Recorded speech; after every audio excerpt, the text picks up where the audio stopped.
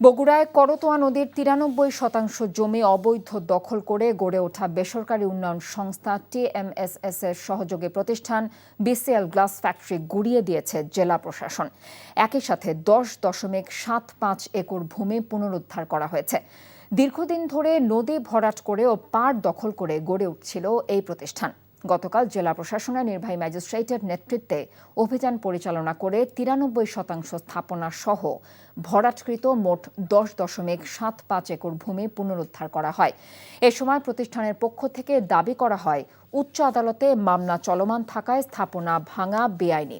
জেলা প্রশাসন জানিয়েছে, ২০২৪ সালের ডিসেম্বরে ভূমি জরিপে ১৬.৯৭ একর নদী ও পাড় দখলের তথ্য উঠে আসে।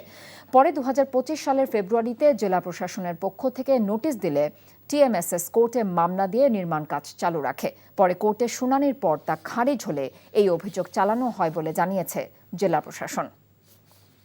বান্ডেল থাকলে প্রতি সেনমানিতে টাকা বাঁচবে। বিকাশ সেনমানি বান্ডেল কিনে জিতুন প্রতি লেনদেনে।